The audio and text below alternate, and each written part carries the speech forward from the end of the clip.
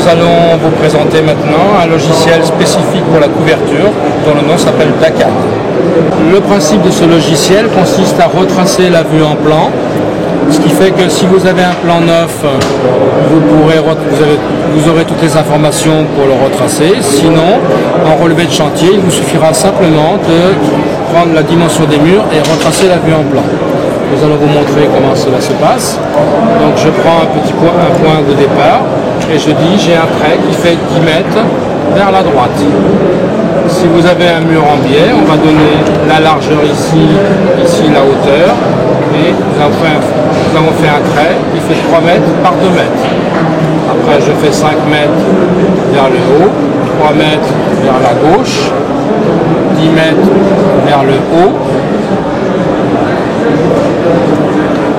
Lorsque le dessin dépasse l'écran, il suffit juste d'ajuster le dessin à l'écran. Nous allons faire maintenant un trait de 10 mètres vers légèrement en pente ici. Nous avons une touche spécifique 45 degrés, sinon il nous suffit juste de rentrer dans cette zone l'angle de la ligne. Voilà. Nous allons faire maintenant une parallèle en face à environ 8,50 mètres. Et nous allons relier ces deux lignes, celle-ci par exemple avec celle-ci. Maintenant je vais faire un trait à cet endroit-là et demander au logiciel de me calculer les longueurs de mur pour avoir un point d'intersection. Ceci va me permettre de voir si mon relevé de chantier est correct. Si les dimensions ici correspondent à mon relevé de chantier à quelques centimètres près, c'est que mon relevé est correct. Maintenant nous allons faire la couverture. Nous allons globaliser le bâtiment en mettant une pente à 45 degrés et une dépassée par exemple de 0,40 m.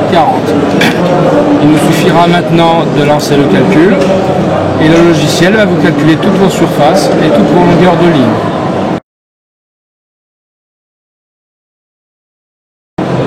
Pour contrôler votre travail, vous avez une vue en 3 dimensions que nous pouvons tourner qui vont vous permettre de contrôler votre dessin.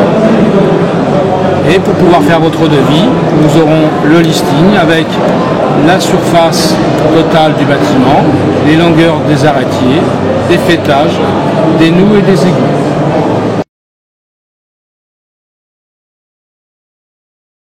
Par la suite, nous pouvons bien sûr modifier le bâtiment. Je prends par exemple ce versant qui est ici. Si j'ai une croupe, je mets la dimension de ma croupe et je redonne le calcul et me voilà ici avec une croupe. Si c'est un pignon, je sélectionne ce versant et je lui dis ici c'est un pignon avec par exemple une dépassée de 2 mètres. Je relance mon calcul et nous avons ici un pignon avec une dépassée de 2 mètres. Si par exemple ces versants ici, puisque j'ai mis une pente globale, sont différents et qu'ils arrivent à cet endroit-là, je vais pouvoir sélectionner ces deux versants et demander au logiciel de me les emmener à ce point-là. Le logiciel va donc me calculer la pente du premier versant, la pente du deuxième versant. Je n'ai plus qu'à demander le calcul et les pentes sont reparties à l'endroit bien voulu.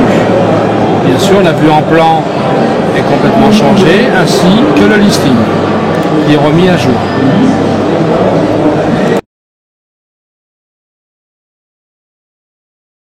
Avec ce logiciel, vous pouvez avoir des intersections de toiture, des bâtiments qui sont encastrés l'un dans l'autre, ça ne gêne absolument pas. On peut avoir également des bâtiments qui sont complètement à l'intérieur du bâtiment, à une hauteur supérieure. Vous lancez votre calcul et le logiciel vous recalcule votre bâtiment. La vue 3D sera là pour vous aider.